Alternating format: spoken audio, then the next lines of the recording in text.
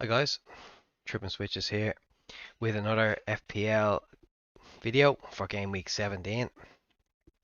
So we can start by reviewing Game Week 16, which as you can see, 49 points, a -2 from Nuri. Chuna with a 9, Jackson with a 9. Midfielders not really coming away very well. I had the wrong captaincy pick. Salah only getting 5, Palmer getting 3. So obviously I lost points there by not having Salah. Totaling 4 points dropped. I was between either one. I thought Palmer had the better fixture. Was wrong. But look, Mikalenko picking up the 7, Robinson picking up 6. I had lots of points across the board. Really average week for myself with below 50 points. I was just above the average. So as you can see, I was red arrowed down to 393. I had Bowen in. I was expecting big things from him because, and I know a lot of people probably downvoted my last video thinking that Bowen was a bad choice. I just don't think West Ham are going to be a bad choice for long. Antony is going to have a price drop. So here's the thing, Medellama, right? So we are at 981. So this is most likely my last week being below the 1,000 points. So we should break that this weekend.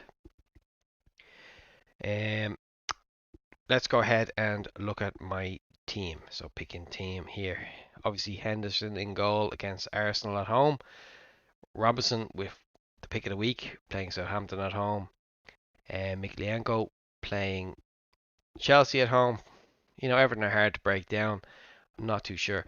Fassi's against Wolves, Palmer, Everton, Salah, Tottenham, Saka, Palace, Bowen playing Brighton at home, João Pedro, West Ham away, Kuna, Leicester, and Isaac, who was my transfer in this week, has Ipswich. So let's start about the reason behind my team. Isaac, I swapped Jackson for him just because I couldn't afford it in one go.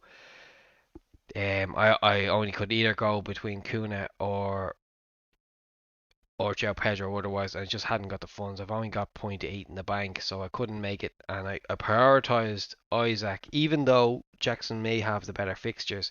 Isaac is playing really well. He's looking really good. He's on penalties. To be honest, I think if you above Palmer, Saka, and Salah, I think Isaac is the next. I think he's the fourth best option in the FPL right now. So I'm prioritising him. I took out a really good a really good player who got me 9 last week just to get Isaac in. So I'm backing up what I'm saying.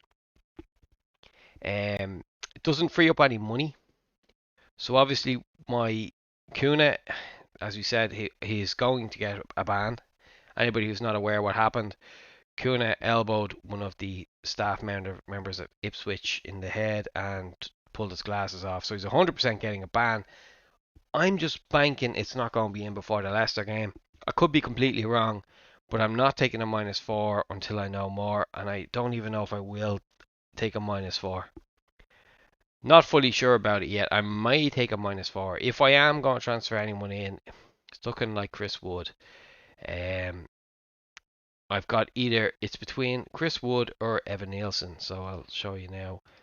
Sorry, Bournemouth, Evan Nielsen for 6.1. He has the starts and they're getting decent fixtures. So Bournemouth's fixtures are not going to be too bad for too long. So, they in the next 6 games they have obviously United, Palace, Fulham, Everton, Chelsea, Newcastle and Forest. Which isn't too bad. Then they've Liverpool, but after that Liverpool game, it gets nice again. They've Liverpool's a home fixture. They have Southampton, Wolves, Brighton, Tottenham, Brentford, and Ipswich. And that'll take you as far as April 30th. They're not too bad. You've only got Liverpool, Chelsea. Is the Newcastle? Oh yeah, Newcastle games is in Newcastle. So yeah, Newcastle is tough because that'll be Newcastle home. But it's not bad. The only problem with Evan Nielsen is he's not on pens.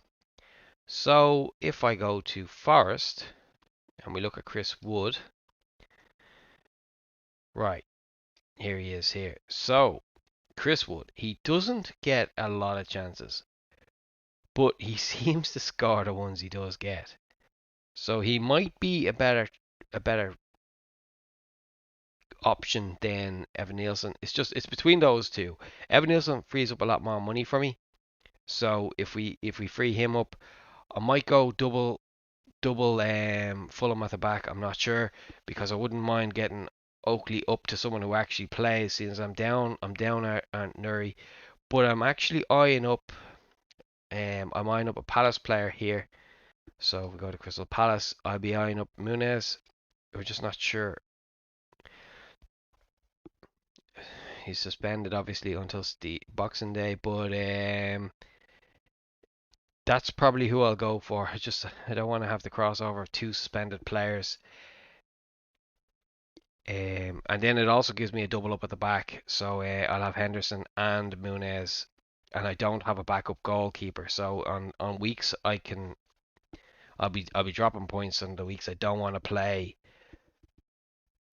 certain players. So like say the Chelsea game on game week 20 for Palace, I might not want to play either Muniz or Henderson, but I kind of have to. I don't know if Areola's coming back. I've lost enough money on him now. I do not know if he's going to play, but I'm going to have to. I thought he'd get his place back. I think he's a better keeper than Fabianski, but if they don't think so, but what do I know? Also, we have the manager chip. If you look at game week 24, okay, I'll give him my tip for it. My game week 24 will be looking at playing Sean Dyche, which is Everton, in game week 24 when they have Leicester. Then moving to then I'm going to move to West Ham. I think if they have it out for the Brighton game, sorry, but for the Brentford game for game week 26. Sorry, yeah, and then I'm not sure what I'm going to do. I'm looking at that anyway. Sean Dyche and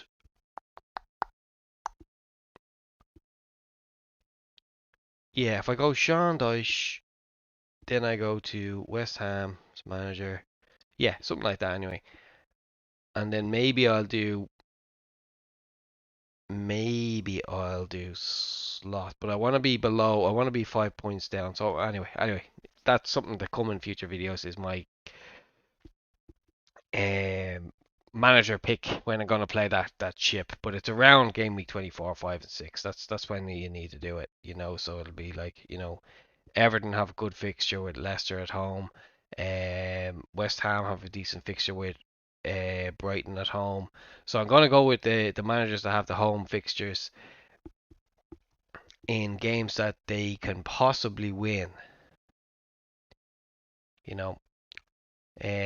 Sorry, actually, do you know who the last one would be? It would be possibly Eddie Howe, who has Forest at home. That'll be probably the way I'll do it. I'll go with Everton. Yeah, that is what I'll do. Everton, West Ham, and Newcastle. But this is early days thinking of it. I have until February, so just now that's what I'm thinking of anyway. Um, so it's a little tip. I'll have 1,000 points this game week. My next transfer is probably going to be at the back, depending. Well, sorry, my next transfer is actually Kuna out because Kuna's fixtures turn, so we need to have Kuna gone. This will be Kuna's last week in my team. Picked up some really nice points because we had Kuna for all of these since Brighton here, so we've done really well out of him. I owe the man nothing except he got that silly suspension, but no matter what, he was gone anyway. The fixtures turned to get really bad for quite some time now. The only other option that I haven't mentioned is Fulham's fixtures get really good. So if you want to risk it with Jimenez, go ahead, or Muniz if you want to bank on Muniz starting. It's just the two of those guys. It's difficult to say how many minutes that they're going to get. It is tough for them. Villa's fixtures are after the City and Newcastle game, they get three nice fixtures. But again, Watkins isn't really doing it, and Duran doesn't get the minutes. So it Watkins is too good, kind of, to be sitting out in the cold all the time. So it's hard to know what I'm going to do up front. The other option then is Palace option. Staying with Palace is Mateta for 7.2. So that's going up the way, which isn't really what I want to be doing, because having Mateta in after the Arsenal game would be the move. And I might move early on that, because if he goes, I don't want him to go up too much before. I'm sure people are looking at this, but Mateta, because Palace's fixtures actually get quite good, and they're playing quite well now. So if you get him in, obviously there's Bournemouth coming, but then there's Southampton, Leicester, West Ham, Brentford, all to come. So I definitely want to have Mateta maybe definitely want to have Mateta for the Southampton game. I don't mind about the Bournemouth game.